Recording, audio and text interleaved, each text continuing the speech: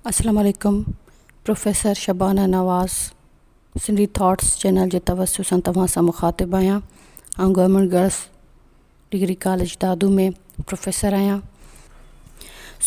तव्हां मुंहिंजे हिन पहिरें लेक्चर खे, जंहिंखे असां तारुफ़ी लेक्चर बि चई सघूं था, तारुफ़ी क्लास बि चई सघूं था, ऐं मां शुक्रगुज़ार आहियां सिंधी थॉट्स जी, जंहिं मूंखे पंहिंजे फैकल्टीअ में शामिलु कयो तव्हांजी पुरस्रार डिमांड ते, ऐं तव्हांजे सिंधी ते लेक्चर्स जे लाइ उन्हनि खे बार बार कमेंट्स बि निहायत हिकिड़ी ख़ुशाइन ॻाल्हि आहे त अॼु जो नौजवान वाक़ई में बि पढ़णु चाहे थो ऐं पढ़ण सां चाह रखे थो। इन्हनि सभिनी ॻाल्हियुनि खे मद्देनज़र में रखंदे मां हीउ पंहिंजो पहिरियों क्लास सिंधी थॉट्स जे तवस्सु सां तव्हांखे ॾेई रही आहियां। ऐं उनखां पोइ वक़्तनि ब वक़्तनि तव्हांजी डिमांड जे हवाले सां या वरी अदब जूं सिन्फ़ूं अदब जे हवाले सां जेके शयूं हिन पेपर में घुरियूं वयूं आहिनि या जेके एक्सपेक्टेड आहिनि त हिन क़िस्म जो पेपर अची सघे थो, उन जी हवाले सां क्लासिस हलाया वेंदा। उन सिंपल पेपर जो पहिरीं जेको सुवालु आहे कुझु हिन रीति आहे त हेठि ॾिनल इबारत पढ़ी सवाल नंबर 1 खां 2 जा मुनासिब जवाब चूंडियो। हिकु कांव झिरकीअ खे चयो त अचु त उॾामण जो मुक़ाबिलो करियूं। तंहिं ते झिरकी राज़ी थी वई। कांव कुझु नंढड़ा पथर गॾु कया ऐं झिरकीअ खे चयो त जेको हिननि मां हिकिड़ो पथर पंहिंजी चुंभ में खणी दरिया जे ॿिए भर वेठल तितिर ताईं अॻ में पहुचाईंदो उहो मुक़ाबिलो खटी वेंदो।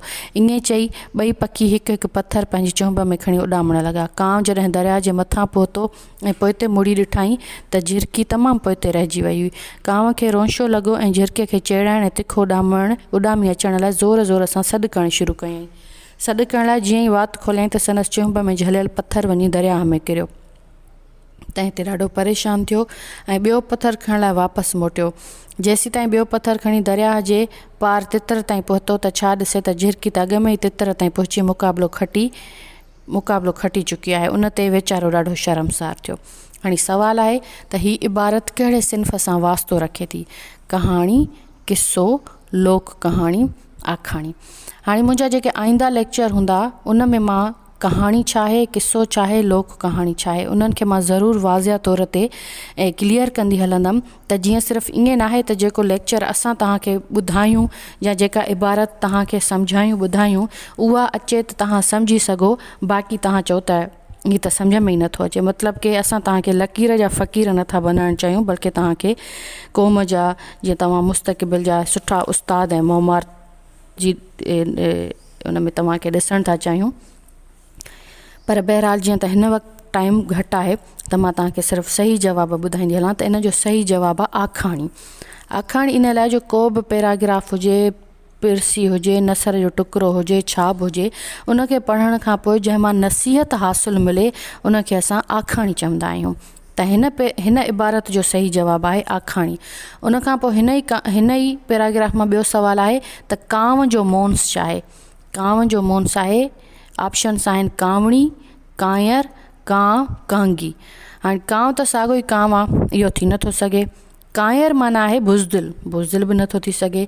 ऐं कांव जो हिते ऐं ॿियो आहे कांगी। हाणे कांव खे कांग बि चइबो आहे, पर जेकॾहिं कांग हुजे हा त असां कांगी चयूं हा, पर जॾहिं सही जवाबु कांगी हुजे हा, पर जॾहिं त कांव आहे इन लाइ हिन जो सही जवाबु आहे कांवणी। ठीकु। उनखां पोइ वरी आहे नसर खां पोइ नज़म तरफ़ अचूं था त हेठि ॾिनल शाइरी पढ़ी सवाल नंबर 3 खां 4 जा मुनासिब जवाब चूंडियो। हिकिड़ो बेत आहे जेको ॿिए दर्जे जे दर्सी किताब में आहे त अचोड़ी भेनर रांदि रचायूं, नंढड़ी गुॾड़ीअ खे परणायूं, अचो गुॾीअ खे ज़ेवर पायूं, भर्थ भरियल पोशाक ढकायूं, गुलनि फुलनि जी सेज विछायूं, ॾाज ॾियूं ऐं घोर घुमायूं, गॾिजी गीत ख़ुशीअ जा ॻायूं, नंढड़ी गुॾड़ीअ खे परणायूं। हिन शाइरीअ में इस्तेमालु थियल लफ़्ज़ घोर जो हम माना लफ़्ज़ चूंडियो। हाणे हिते घोर इस्तेमालु थियल आहे, उनजो थींदो घुमणु। ऑप्शन आहे क़ुर्बान, घुमणु, निहारणु, घुरणु। घुरणु त बिल्कुलु बि न थींदो, निहारणु बि बिल्कुलु बि न थींदो। हाणे क़ुर्बान ऐं घुमण में अक्सर जेके शागिर्द आहिनि उहे कंफ्यूज़ आहिनि, पर हिकिड़ो हूंदो आहे जीअं असांजो आम मुहावरो आहे त सदके वञा, घोर वञा, उहो घोर आहे क़ुर्बान वञणु।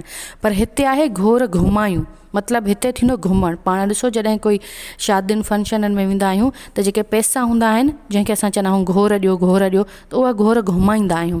इन लाइ हिते हिन जो सही जवाबु थींदो घुमणु।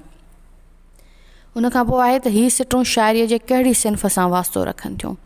हीअ बेत आहे, ठीकु आहे, बेत, सहरो, गीत, नज़म। हाणे गीत जी सुञाणप कीअं कजे, नज़म जी कीअं कजे, सहरे जी कीअं कजे, या जेके नज़म में ॿियूं सिन्फ़ूं आहिनि, गज़ल, वाई, काफ़ी, मुख़मस, मुसदस वग़ैरह वग़ैरह, उन्हनि जी सुञाणप बि तव्हांखे आईंदा क्लासिस में ॾिनी वेंदी।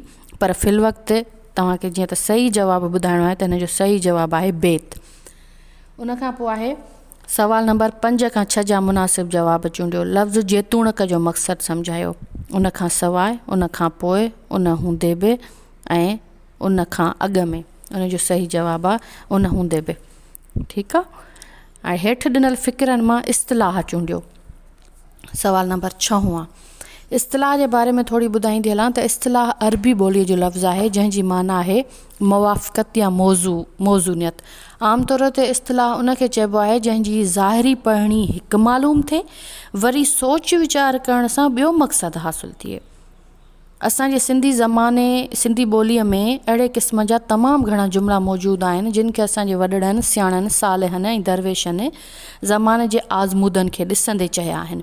इस्तिलाह जी तरकीब मूजिबि हर हाल में इस्तिलाह जो आख़िरी अखर मुस्दर याने जंहिंजे आख़िर में ऋण हुजणु ज़रूरी आहे। इस्तिलाहनि जा लफ़्ज़ पूरा हूंदा आहिनि ऐं उन्हनि में घटि वधि करण जी गुंजाइश न हूंदी आहे। ठीकु, इहा आहे इस्तिलाह खे सम्झणु, सुञाणणु या ॼाणण जो हिकिड़ी नंढड़ी वज़ाहत।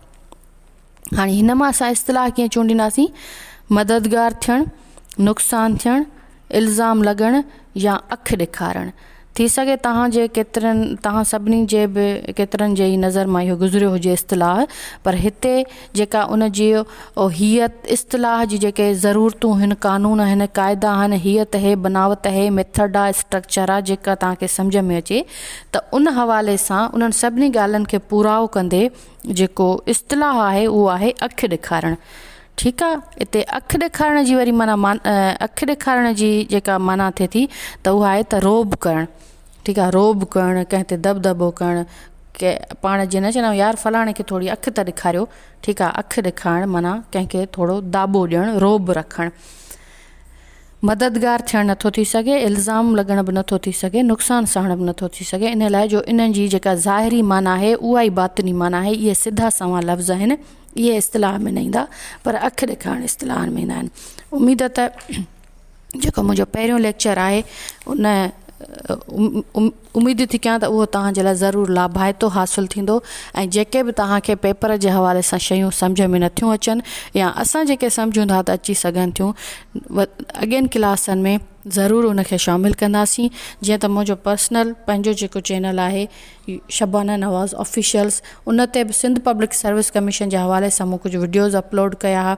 हिते मां तव्हांजा PST JEST जा क्लासिस वठंदमि ऐं हुते सिंध पब्लिक सर्विस कमीशन जे हवाले सां बि मुंहिंजा कुझु वीडियोज़ अपलोड थियल आहिनि ऐं मां वक़्तनि अपलोड कंदी रहंदमि। ऐं उमेद त तव्हांजी रहनुमाई असां सां गॾु रहंदी जीअं असां पंहिंजे क्लासिस खे वधीक लाभाइतो करे सघूं। महिरबानी।